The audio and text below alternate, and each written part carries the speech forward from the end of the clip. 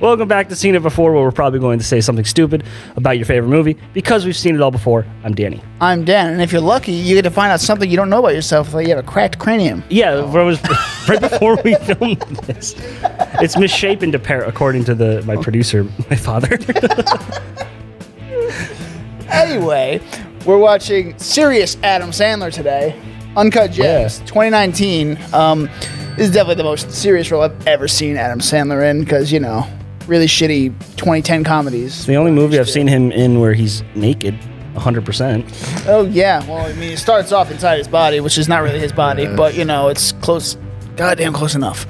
That would have been great. If this were Daniel Day-Lewis, if there's Daniel Day-Lewis, he would have been like, I need to get a colonoscopy on camera for this. Anyway, as you probably heard, we have a guest today. Bringing back Cameron. Hey, everyone. He's here. Glad to be back. He's here Thank you for again. having me. Yes. We're grateful to have you, and you are... I think you have the record for like the amount of guest spots on the podcast so far. I don't think so. Who else? Maybe James? Maybe James. I think James is pretty up there. Yeah. He'll be on next week.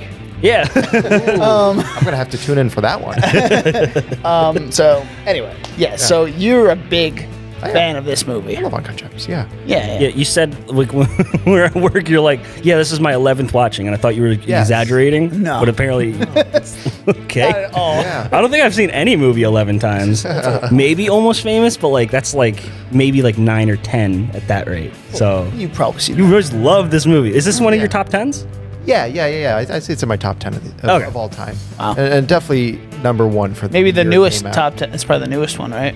Yeah. At least the newest film to crack the top 10 for me. Cool. Yeah, and I think COVID kind of helped that a lot. Yeah. Because you're all cooped up and you want to do online movie nights, and you're like, hey, buddy, check this movie out. Well, you said before you went on, COVID did not help because you probably bought all this stuff in COVID, I assume, Yes, right? exactly. Yeah. Yes, this was also. But I say this is definitely worth it. Yeah, right. I don't know if you want to hold that and we'll get a shot of that So, on your camera. This is what COVID does to a man. He creates golden crusted Furbies. Golden crusted Furbies. Which of course is a very lovely sight gag prop in the film. Yeah. He's showing off. A24 auction sites. Yes. You could even find it on the A24 auction site. Which do other studios do that, or like? Because I've only heard of A24 doing it. Not that I'm aware of. Maybe they just outsource it. They give their stuff to other companies, but I think A24 is the only one that does direct. Interesting. Well, anyway, it's time that we start talking about this movie, so let's get to it.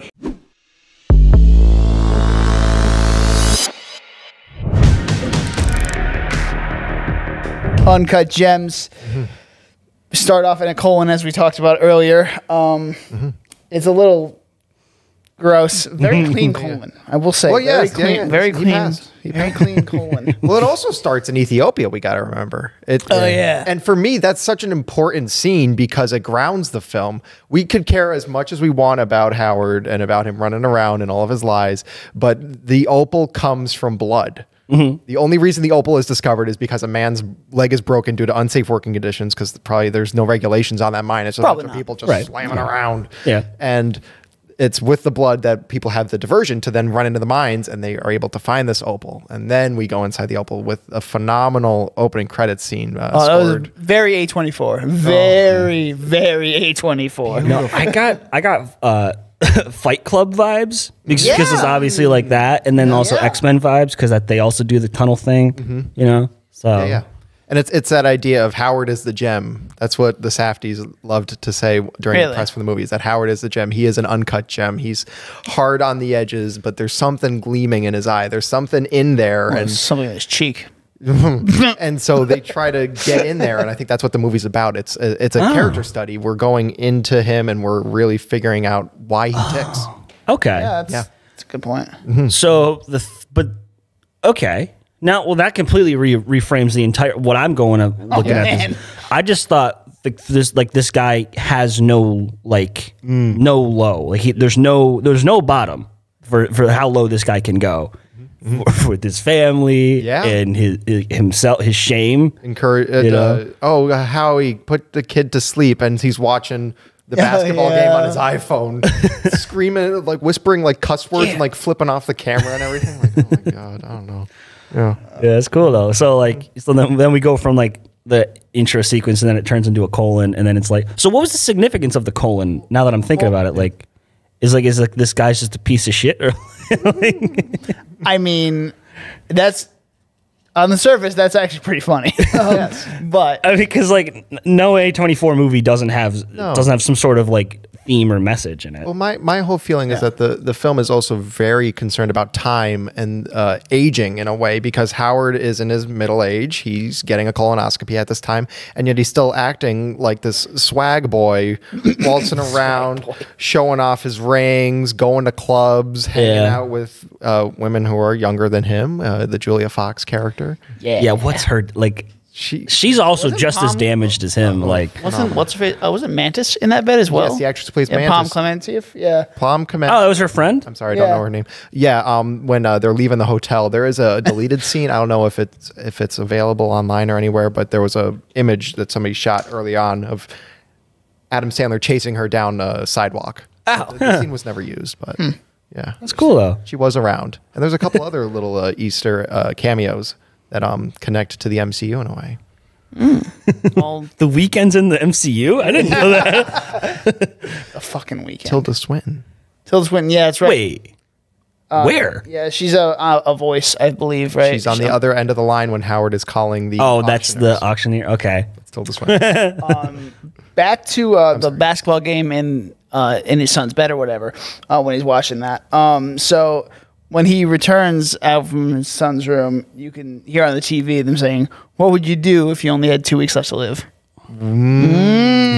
Dark lovely. foreshadowing right there. And another piece of foreshadowing, there's a Mohegan Sun commercial at the beginning of this, which of course that's where we end up in the finale, the casino. Speaking of Mohegan Sun, I'm not sure if I told this on the podcast, but like one time I was at college and we really wanted donuts, specifically Krispy Kreme. The nearest Krispy Kreme that was 24 hours was in Mohegan Sun. So I was the only person who could drive and had a car. And then we invited my roommate and his girlfriend at the time. So it's me, Sepp, and You literally went to Mohegan Sun for Krispy at Kreme. 10 p.m. on a Wednesday night. So I drove 4 hours straight there, grabbed 3 dozen donuts. I don't think it's 4 hours. I think it's like 2.5. But yeah. Because I remember this because I didn't want my parents to know. So, because I didn't have an Easy Pass. And so we wanted to avoid all tolls. So we took the longest route. So it took like 4 hours there. Got the donuts. And, I had to get a dozen of glaze, just cause, and then drove 4 hours back. And by the time we were like on the I-87, like I was falling asleep and Sepp literally had to like slap me in the face a few times to wake me up. And we're like literally like exit like 18, in like, it's on exit 19. Yeah. So we're like, oh, I'm like right there. She slaps me in the face. And then I had an 8 a.m. class the next day. Oh my God. So I didn't go to it, but. Yeah, you got back at like 6 a.m. Yeah. Oh, shit. Yeah, it was real bad. Yeah, back to this movie for a second. Should we just talk about the plot? Like, what is the plot? What is the story of Uncut Gems? Yeah, that's what we probably should get back to. Yes, yeah.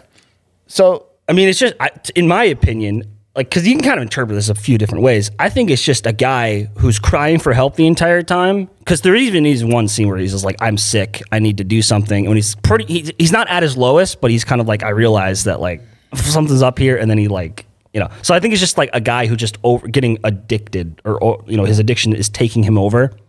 And then obviously the consequences bite him in the ass, even when he proves them wrong. Yes. So it's such a perfect ending. Yeah. It's bittersweet. Yeah. It's beautiful. Yeah. Howard comes in possession of a rare Ethiopian black opal, and he keeps pawning and selling and pawning and selling, trying to climb up the ladder. And yeah. Maybe he misses a couple rungs and falls. The first move he makes is when he gets Kevin Garnett's ring, instantly pawns it. Oh my I'm like, God. what the fuck are you it's doing? an anxiety-inducing movie. Yeah, like immediately. Yeah. Man. So it's something that everybody always said about the Safdie brothers, especially when they did Good Time. Yeah. They make intense movies. Yeah, I still never saw that movie. Oh, that was great. Oh, it's great. I love that movie. Yeah. Yeah, Good Time's phenomenal. That's what made me realize Robert Pattinson's actually a good actor and not just Twilight guy. Yeah. It was kind of a breakthrough That's role Sparkle for him. Boy. Yeah. Yeah. I mean, there is then Adam Sandler and them are teaming up for another movie coming out in a few years. We don't know what it's called or anything, but it's in development. So here's the thing about Adam Sandler. It's like he did such a good thing. He almost won an Oscar for this, right? Wasn't even nominated. Oh, he wasn't? Oh, okay. So he's still got the stink of Adam Sandler on him. Exactly. But did he lose to Rami Malek in Bohemian Rhapsody? I mean, that would be Yeah. surprising. Oh, no. He lost to Joaquin Phoenix and Joker. Oh, I'm sorry, that was also 2019. not surprising. Yeah, which is fair. Yeah, both 2019. I mean, yeah. I mean, Joaquin deserved that. I I think. prefer Adam Sandler, but Yeah, I mean, so but yeah, but the thing he could have like he had a great kind of start to like a serious dramatic role. He could have done like kind of like a Jim Carrey-ish thing, Yeah. where he could have gotten out of like his slump or whatever because he's been in a slump since '99. So Lakeith Stanfield's character, Damani, he's great. And like, but the first time, like after like Adam Sandler pawns the ring, Howard pawns the ring, he's just like, he's like, "Hey, where's the rock? Oh, I don't have it, man." Mm-hmm. What do you mean you don't have it? I've met so many people just like Damani. Just like I lend them something, they say, "Oh, I'll give it to you next week," and they just, I don't have it. You know, but then they kind of like mad dog you, where they what are you gonna do about it? Like you can't fucking do, So that especially in the club, we're just like, we're here to watch the fucking KG weekend. needs it. KG needs his lucky rock. yeah, exactly.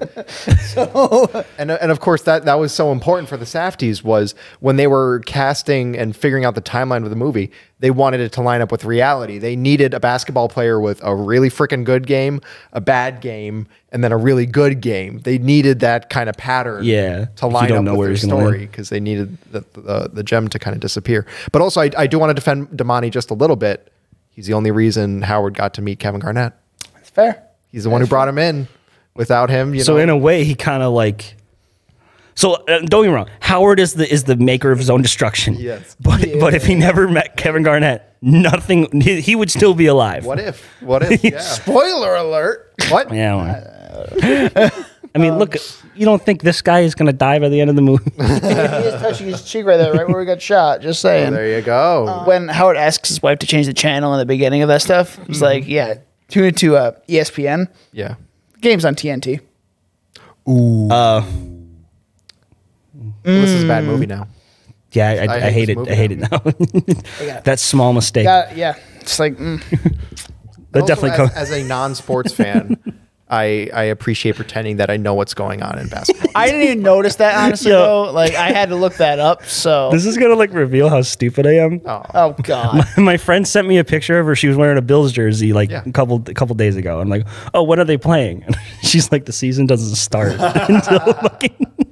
That shows you how much I know. I'm jealous of that. Remind me not to watch football. Sports. Wow, I can't. Even, wow. Go sports ball. Yeah. Wow. I just totally fucked myself over right there. Yeah, so like when they're rattling off the bets and stuff, Yes. I'm like, what the fuck does any of it? Like I know, okay, it's like they need to get the tip off. I know what that is. Yes, They yes. needed the money line. They need to get the. Fuck is that? I don't. I don't even. The money line. Parlay. What's a A parlay? parlay is 3-year legs or more of like say, you need to get. So it's like a checklist. Where It's a checklist of things you need to get throughout the game. Like here, Gotcha. I'll like say for football, somebody gets 25 rushing yards. Somebody gets Yep. that's one leg. A second leg is like throws 3+ touchdowns. That kind of thing. And then You got to get all. Okay. and if you have to get all of them, you win the bet basically. Okay. Yeah, that's what a parlay is. Yeah. And also, I think what helps that, all those lovely jargon words that I don't really understand or care about, they are grounded with the phenomenal casting. We have not just Adam Sandler, but the extras. The film really lives and dies by the extras. There are a lot of real jewelers in the movie, lots of real bookies. Yeah, I mean, they also cast Mike Francesa, who is a radio broadcaster from New York City, I believe. Yeah. But like they would be shadowing real jewelers and real pawns people who would be doing exactly what Howard kind of does, and they would have an open set. So it's like they would kind of hide the cameras almost, and sometimes they would just step back and just watch people, wheel and deal, and that's kind of where we get all those lovely little. I don't know if it was improv or if it was scripted, but like when Howard brings Kevin's ring to the Oh yeah, the pawn shop. Yeah, it feels real. yeah. He's like, I'll get a 7% vig on this. Like, I have no idea what that means. I don't know what that means. Is it just like 7% interest or some shit? Or he takes like interest. Yeah. Okay. James actually looked that up when I was watching with him. So there you I think that it's like basically interest. But it's like you can so there's the thing I kind of like figured out is just like you can figure out who an actor is based on how if they have like the not if they enunciate, they talk more clearly. I always figure that out. So like this guy who's like, super Italian, super like, like sounds like Joey Diaz, but like worse, like, so you can't really understand him. He's kind of mumbling, oh, he's probably not an actor. He's probably an extra. So I like that, where it's like you get to even more of a real world feel. Yeah. So. Yeah. And that's something that the Safdies always do really well. And it's clearly inspired by, stuff like Cassavetes and all that, people that they love to talk about. And there is kind of like a realism, almost a documentary sense, especially when we're getting into the handheld stuff. And I mean, the photography is just absurd. It's A24. It's A24. It's A24. But like the neons are insane when The Weeknd throws on the black light and Damani's wearing the orange sweatshirt. Which is another thing. I think that was a pretty good choice for the wardrobe department. I'm like, so we're trying to figure out who's Damani. Oh, it's the fucking guy in the orange sweatshirt. So I thought that was crosswalk uniform. Yeah. Yeah. So I like right when Howard's going, he gets the ring from Kevin Garnett. And, also there's another side note. I'll try to get back to my original point. Side note, it gets the intensity. Like they're really good at kind of like shaking up the cuts and like quick cuts, stuff that doesn't exactly matter, but it's still kind of an element in the background. They're putting focus on it, which ramps up the tension for you.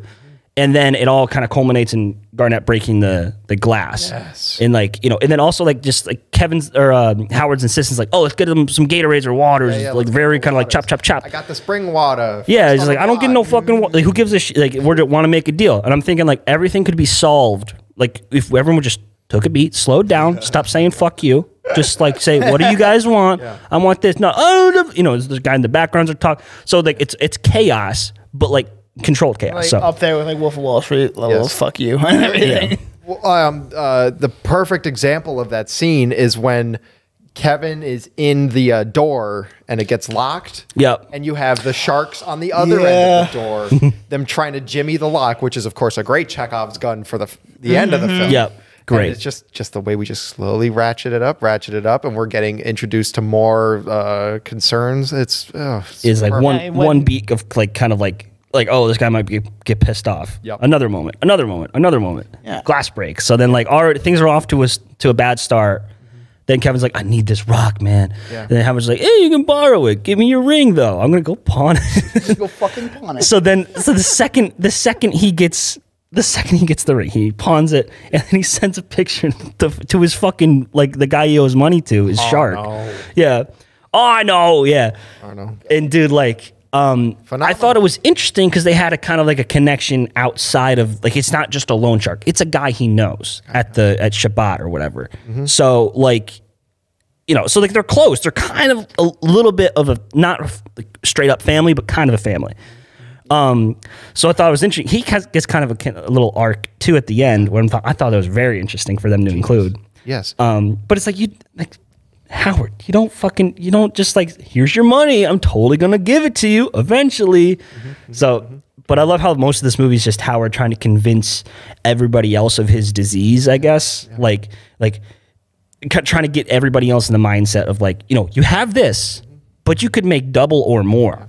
And the crazy thing is he's good at it.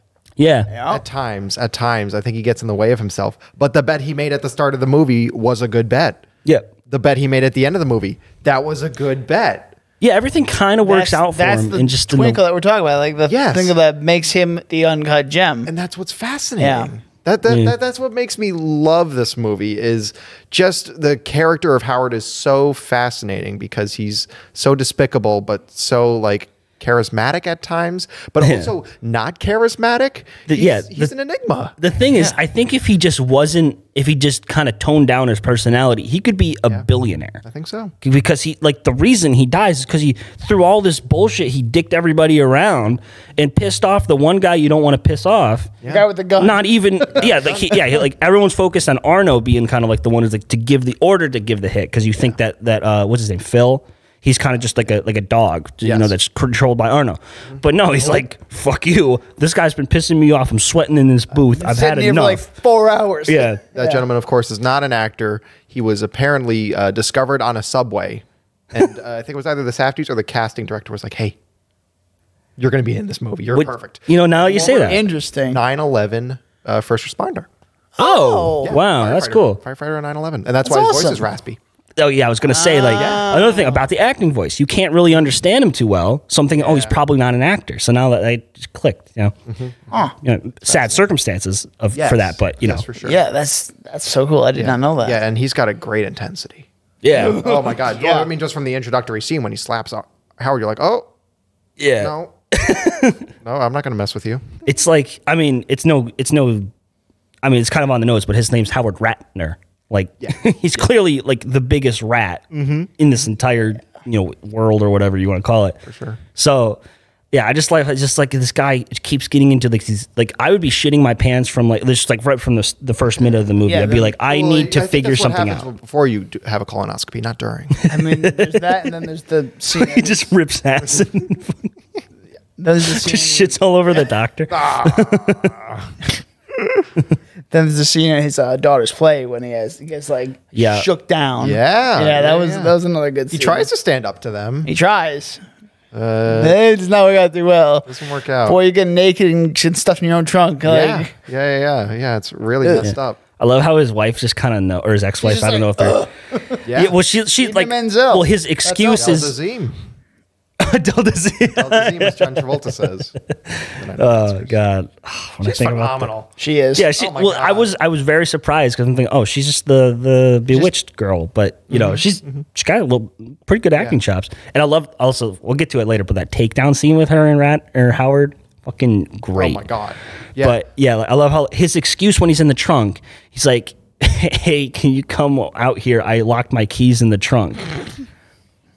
Like if I had 2 seconds to think about it, I'm like, what the fuck does that even mean? So why? Yeah. No. Get So him she out the knows. goddamn show. Come on. Yeah. And then taking his son to his other apartment. Yeah. Let's go to the neighbor's house. My plumbing is fucked up. Yo, so I didn't check this. I didn't. Is that actually the dad from Happy Days? It is. That's fun. That's the actual actor. Oh, James the second guy? The first guy. Where he's like, yeah, you can't use my bathroom. Okay. Yeah. He's like, I don't know how they got him, but they're sure, why not? Just show up for a day. That's all you need to do. Yeah. And then quickly going back to Idina Menzel's character. I forget her name, and I'm sorry. Dina. Sorry? Dina, I think. Dinah. Yeah. I love how strong the women are in this movie. Like they don't take shit. Oh, yeah. She sees right through him. And Well, because he's lower than dirt in this movie. exactly. Yes. Literally. And Julia Fox is also freaking phenomenal. Whose name is also Julia in the movie. Yes. Yeah. And she is kind of playing herself because either she did or I think it was her friend actually did get a tattoo of a really? of a boyfriend on their ass. Yeah, that's kind of drawn from real life. Interesting. Perspectives. She's the girl who had that meme about her right when this movie released. It was like Uncut Gems. Yes, she was on a podcast and she said "Joms." Very weird. It's funny. Yeah. Was it only that one Kanye time? West, I think she dated Kanye West for a while. Oh, okay. Well. And then she was like, "Yeah, I didn't really love him. I was just dating him." Well, yeah. Well, that's what I'm convinced. That's what all Hollywood relationships are. They're just Except for Emily Blunt and John Krasinski. wow. yeah. I'll say that. So another little goof they had that I saw, that I read, didn't see it at all. The movie, Little goof. the movie takes place in 2012. And Yes, it does. The helicopter they use is called the Blade. Okay. That company wasn't even introduced till 2014. Oh, those fucking bastards! I hate this movie now. You know what? It's a bad movie when You gotta hate this movie even more now. Yeah. I mean, 2012, I think also kind of excuse me. I know 2012 kind of works with the whole basketball thing, but I think it also kind of colors the movie in a way because I don't know. For me, I'm also thinking about the 2008 recession. It definitely had that influence idea in there. of, Yeah. you know, Just another kind of like layer because like already the diamonds from like Blood Money. Yep. It's a blood diamond, and then then you have like this like he's just I'm not sure if he's an elite or not. Yeah. Because like his apartment, not the best. Well, he has a house and an apartment, or 2 apartments. I don't know what it is. Right. Yeah. But like I assume his wife has got some other, like their ex, probably pretty well off, their yeah. exes, right? So like, but he's throwing around, like he's convincing his gooey, like what was his Judd Hirsch? Yeah. Convincing him to drop 200 grand. Yeah. Just like it's nothing. Oh, I'll wire you the money later. Like, Yeah. Judd Hirsch is also phenomenal in this movie. Yeah. A very short role, but just like, he's just so sweet. I like this role better than when he won for Fablemans. Oh god, guys. Yeah, that's fair. That's fair. You also really love that movie though too. Oh yeah, no, I love the Fablemans. I think he's great in that movie. Yeah, I didn't get it, but Yeah, no, because he's such an. I'm not gonna review the Fablemans. So what else has he been in? Like, because I don't. Yeah, I recognize the name, but I can't pinpoint him anywhere. Yeah. Well, I mean, he's just been kind of around for a while. Ordinary People was the big one in the '80s. That was his last Oscar-nominated role. It was that. Oh. And then the Fablemans. Damn. Yeah. But he's just kind of been around. Okay. He's that guy that shows up every once in a while. Exactly. We love him for that. He's like Joey Diaz. He's a lot like Joey Diaz. He goes to the auction. He gets he loses auction. the bid because he has Gooey like buy it. I forgot about that. Because he pushes like, which I thought like, see, if I'm Kevin Garnett, I'm not sure how his brain works, but like it stopped at 190. Yeah. What's another 10,000 making it even 200? Like, you know what I'm saying? Like that, I would have. That's too much. I would have done that. You know, That's too much. So yeah, so to see this, so he loses, or his plan fails, and he's like, "Oh, don't worry, and then Arno comes up around him with him and Phil, and then he's like, "Wait for Gooey to leave. We respect this man. He's our guy. He's our mentor," and then completely fucking shakes him down, throws him in the fountain. Yeah. He's like, "My glass! I can't find my glass." No! Oh yeah. Dude, that was great.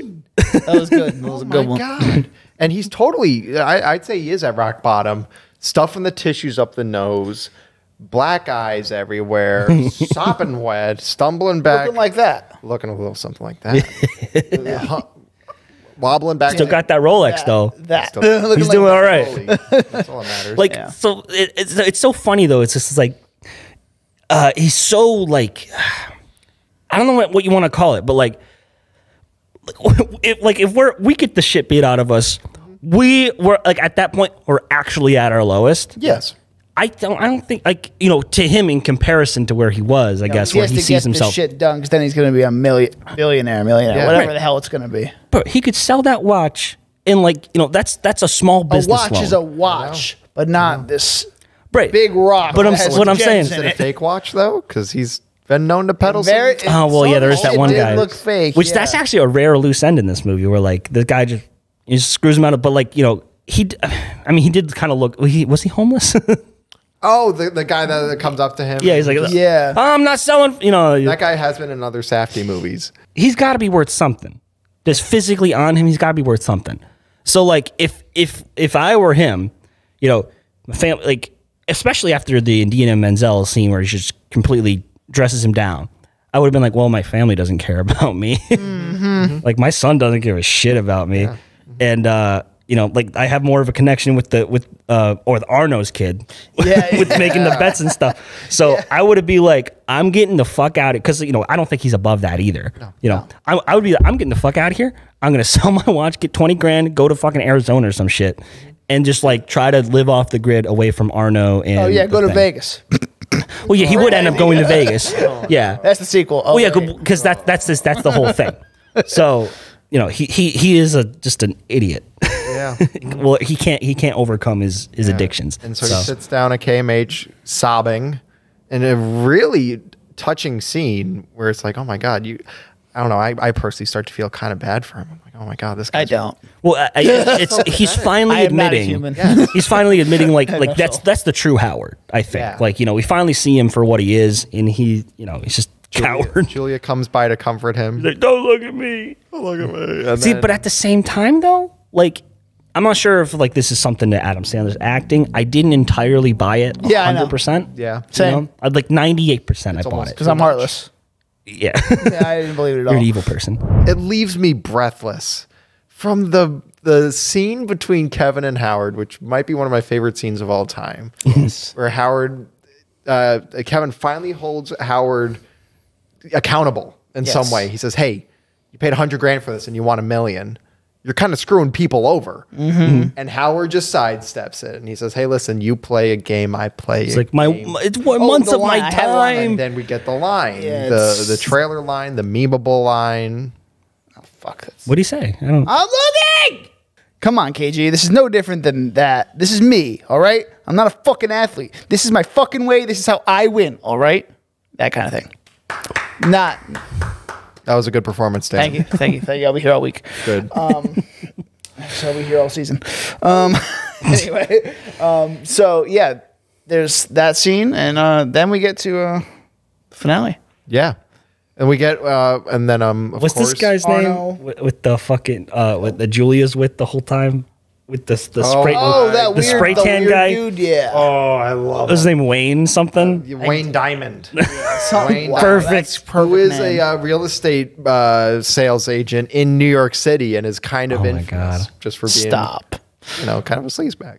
Oh, my God. But I, I mean, he love looks him. like one. I love does him look so like one. much. Hey, doll. Hey, come up to my. You're hot. You're really hot. Whatever, yada, yada. Here, come on up. God. Such a grease Yeah, ball. so yeah, basically he sends what's her name? Is Julia. that was Julia? Okay. Yeah. So yeah, he sends Julia to Mohegan Sun on a blade, and Fake she's helicopter. Yes, the fake helicopter that doesn't exist in 2012. So then they go Boycott to this movie. What? You got to boycott this movie now. Got to Just boycott the kidding. movie. Got to email the Safdie brothers. No. So we need to. She has all the money that the 200,000, right? Right. Yep. It's Something like basically that, most of the $200,000. Bet it all on this game that's happening that night against Philly. Back at HQ, Howard and all of the Arno, Phil, and who's the other guy? I forget his name. Keith. I don't know. Keith. He doesn't matter. We'll go with Keith. Okay. It's Phil's guy. Phil's Phil's guy. guy. So yeah, the whole. I could take the book, the DVD. It's listed in there. Shout out to the lovely people at the Criterion Collection for this lovely special edition 4K and Blu-ray Cut Gems set. That just says Cut Gems. There you go. Yeah, well, when I'm texting, like when Yeah, you're an asshole. yeah, You're an ass. I put my You're an ass. I put my Stop brightness all the way down to the 0 and stuff. No, you don't. He texts during movies all the time. Jackass over here. I'm gonna just go Phil. Phil is the gentleman who shoots Howard. Yeah, Phil, played by Keith William Richards. The other guy isn't mentioned. Okay, so Sorry, dude. he's just some guy. they're locked in the door between the door, the entry, vestibule. The vestibule, yeah. So they're locked in the vestibule. That's a $5 word right there. Howard is like, all right, just listen, guys. I'm going to watch the game. You guys are going to sit there because I don't trust you. Yeah. And so we Phil pulls out a gun and he's like, you better open the door. He's like, no, I'll be fine. Oh no, make him stop. Oh no. God. And then we all kind of sit back, we crack a brewski, and we watch the game. Yep. And I also, But also, I'm just pissing my pants because I'm Yes. so Because nervous. it's cutting back and forth to Julia too at the Mohegan Sun, sleazeball. Which I was waiting for discount Sebastian Maniscalco to go grab her. Yeah. which I also love because I'm no Celtics nuts, so I don't know what the hell the end of the game is, like what the score is at the end.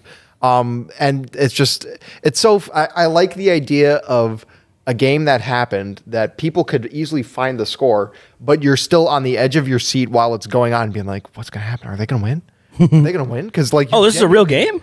yeah, this was a real game. These are real I had games, no idea. Yeah. I like- thought it was just made it up. No. Like you're Oh. watching an actual Those are- Celtics game. Those are real, old recorded games. Yeah. So that also kind of adds to the documentary aspect where you are watching real life. You are watching a real playoff game that Kevin Garnett fought for, and there is like this weird conflation of reality and fiction at the end when the news reporter's interviewing him at the end, and he's talking about it was all about The Rock. It was all about The Rock. Like that was recorded in 2012. Oh. Uncut Gems did not exist when that interview was made, and there's something really special about that I don't know. It just kind of warms my heart.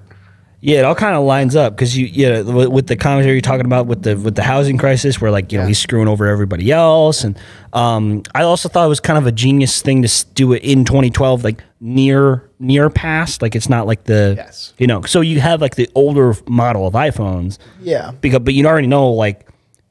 It's very of its time. It's So- kind It is of a period timeless piece. in the 2010s. It is a period, yeah. In the 2010s. Yeah. Yeah, it kind of works. And then, so we watch the game. Game ends. He fucking pulls off this parlay, this crazy $200,000 parlay. And you can see like the twinkle in Arno's eyes, like, Arno's I get it. It's like, And then- it was like, I can't believe like we're going to settle this, you know. Arno, Howard calls Julia, and the only time in the movie he says he loves someone is to Julia after he wins. He says, "I love you. I love you." Yeah, you know, I caught that when he hangs up the first time before the game. She says, "I love you," and he's like, hangs up.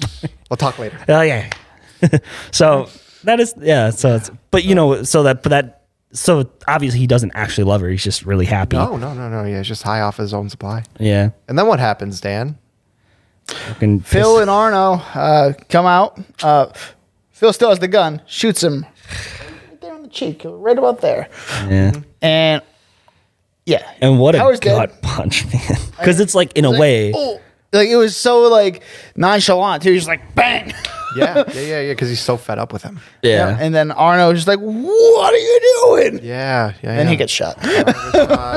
And I absolutely love the framing on when Howard gets shot and the camera tilts up to the lights and stuff. ceiling, the lights and the mirror, so you're seeing the reflection of him. Oh, It's just so beautiful. I didn't catch that. I didn't catch that either. It's horrible. It's terrifying. Well, yeah. But like, I don't know. Like, Don't be greedy. That's the message of this don't be fucking greedy. movie. And part of me likes to think of Uncut Gems as like a parable, as like this like moral tale of like this character who goes through this odyssey, who we learn something and he sure does not. So when he does this speech with Kevin in his office, it's like, you know, we're all gonna win. He convinces Kevin. Yeah. But I was not convinced. I'm like, oh no, some shit's gonna go happen here. But then as the games go on, The Uncut Gem. I got very into it. And I'm like, wow, maybe he's right. Maybe the movie's trying to tell me like, you know, being a dick pays off. And I'm saying like that would be like a really, you know, weird, sad message to go about it. But then like they took me on the journey, like that whole thing. And then they shoot Howard. And I'm like, oh, Yeah. You know? Yeah. You say the next Safdie Brothers movie is like a trading card movie? It's a baseball trading card movie, With according to Adam Sandler. some reports. Adam Sandler as our protagonist, Ben Affleck as the washed up baseball player, Megan Thee Stallion as Ben Affleck's girlfriend, and apparently Steve Harvey is somewhere in there. And if any of that's true, I am watching that very much. so okay. I do You like said the it's a idea. Netflix one, right? Supposedly it's a Netflix movie. Yeah. The thing is though, if it sounds very similar, just changed up. Like, you know, instead of a gem, it's a baseball card now. So I don't want them to just do the same I thing don't think again. they're going to. I mean, I think it's going to be a little bit different. If that's even the case of what this is. So Although, it's all like- speculation. Yeah. The Safdie brothers are the weirdest guys are. in Hollywood I've ever like. So you do fucking Good Time, Yes. in which like Benny Safdie like very convincing as a mentally ill person or damaged person like that. No spoilers. Very good. Robert Pattinson, Jennifer Jason Leigh's really good in it. I forgot she's in that. So good in it. Oh, dude. Yeah, yeah. she had a year back then or a couple years. You did. Yeah. But then then they do that and they do this. Yeah. You know, he's behind the camera and then he does something else. Then like Benny Safdie, he's acting in something else. He's an Obi-Wan. Oh, he is in Obi-Wan. He's the guy who he's the but then now he's the dad in Are You There? It's me, Margaret. Yeah. It's very interesting. I don't know. Hey, you got to make money somehow, man. That's the thing. And also, in a way, the Safdies kind of mirror Howard in a way. I mean, they are obsessives, of course, because any movie nerd isn't obsessive. Yes. Not going to name names, you know. You look at something like Heaven Knows What, which was in 2014, and it was kind of like a biographical picture of a woman who was a drug addict and kind of her struggles with addiction. And that was like super bare bones, kind of like Panic at Needle Park. And then they made the movie. Robert Pattinson sees the movie at a film festival. Hey, I like you guys. Oh, well, you know what? We've got a project for you. Yeah. Brings them on Good Time. Yeah. They bring Good Time to the Cannes Film Festival, and that's where they really kind of make their splash. And after that happens, Adam Sandler sees Good Time. Yeah. hey, you guys are interesting. What do you guys have cooking up? Well, have we got something for you? They originally tried to pitch Uncut Gems to Adam Sandler back in 2012. Interesting. His agent just went whoosh, whoosh. And And it's like the defining movie of his career or his modern career. honestly. So this is one question that I want to pose. Is Uncut Gems an Adam Sandler movie? No. No. Well, because yeah. So this didn't break the Adam Sandler curse. I mean, when you think Adam Sandler, you think Billy Madison, Happy Gilmore, maybe Mr. Deeds, My Grown Ups, question maybe. Is Uncut Gems in that vein? No, not in any way to me. Spoiled man baby who's always in over his head. And in the end, he kind of triumphs, of course. In this, there's right? Yeah. Because I mean, It's the darker version of Adam Sandler yes, movies. and I think that's what's genius about Uncut Gems casting Adam Sandler is because they're weaponizing his likability. Everyone says, "Oh, I'm going to go see the new Adam Sandler picture. It's got Kevin Garnett in it. This is Nobody fun." says that. Oh my God. What They threw him in a fountain. Yes. He's naked in a trunk. Right. And I feel like Adam Sandler has that quality to him of he's always likable. I feel like Yeah, for but the like- most part, but the character then of course works against that.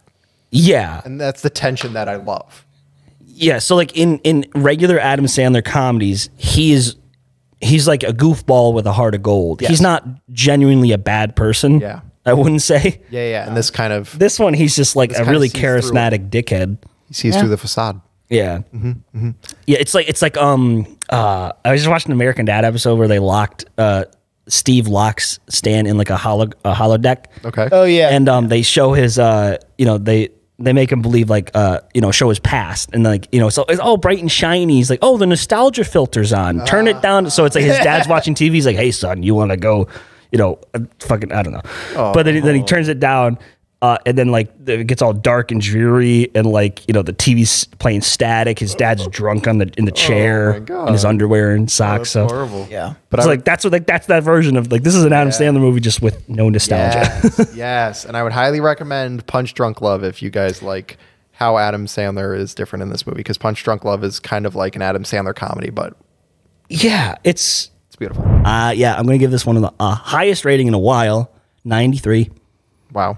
Yeah, it used to on my letterbox. This is one of the rare movies that like on my letterbox I gave it a 4.5 or 4.5 stars, right? And I liked it. I'm like, wrap it up in 2019. Watched it again a couple days ago, 5 stars. Incredible. Yeah, I thought it was very well put together. Yeah. No, it's an easy 100 for me. It's no. I mean, it is. Easy 100. It's a home run. He did watch it 11 times. It's a slam dunk. It's a slam dunk. Come on, Ron. Apologies. It's just it's thematically rich. The characters are exciting to me. I'll just quickly mention there was never a more important, I think, developing week for my cinephilia than the week I watched this and I watched The Rise of Skywalker. Oh my God. Because Watch the two extremes of that year. extremes of character motivation. Yeah. I haven't rewatched Rise of Skywalker recently, so I can't really speak It's too so much. bad, But when I dude. remember after watching that film, I'm thinking, why does Rey go to the desert planet to get the magical dagger? Because the movie needs it. Because it's got to happen, right? Because somehow Palpatine returned. Palpatine returned. Whereas like Uncut Gems, you believe everything. No, I love the movie. Yeah. I love See, him. I like this movie a lot the first time it came out. Yeah, I like it a little less this time, but it's still a 90. It's a very good movie. Character development is fantastic. The suspense keeps you on your toes and like what's coming next. There are a few lulls where I'm just like, all right, come on, let's go. Yeah, there was a point towards the end where I'm thinking like, because I knew what had to happen just from the last viewing of it. Yeah. So I'm like, oh, they still need to go set up the bet. They need to still have the whole end of it. so No, I'm not saying it's a perfect movie at all. No. But he digs the 100. I did. I did. Yeah, no, And I didn't stop. it's an easy 4.5 stars probably on Letterboxd for me. So I mean, it's a great movie. Yeah. Yeah. So we're Seen It Before. You can find us on Instagram and TikTok with the handle @SeenItBeforecast. That's SCENE It Beforecast, and on Twitter with the handle SIB_pod. I'm Dan. I'm Danny. Check it out. Check out the stuff. Don't do that. What? Don't do that. Check out my stuff. Don't say it like that. Cameron. Check out my stuff at Cam Kircher. You can find me on Letterboxd and Twitter for any kinds of film-related ramblings. And also, as of lately, probably by the time this comes out, ramblings on the finales to Succession and Barry. Yeah. Oh, dude. I've been fucking loving Succession, dude. Oh, my God. I can't believe what they're doing. Everybody talks about it at work. I haven't even seen Succession. Dude, So, Dan, did you know that Logan Roy... Please stand by. No. Yeah. it's like spoilers. Bars and tone. But yeah, seriously, next week we got something actually. We're going to follow up a series that we kind of started last 2 seasons ago. All right, I'm going to do it with a quote from this movie, actually. Okay. So, that's $1 million opal you're holding. That's $1 million opal you're holding. Straight from the Ethiopian Jewish tribe. I mean, this old school Middle Earth shit. We've got Lord of the Rings, The Two Towers. I hope you leave in the mess up. I will. Don't worry. I will. It's in there. It's in there forever. But yeah, until then, we'll see you next time.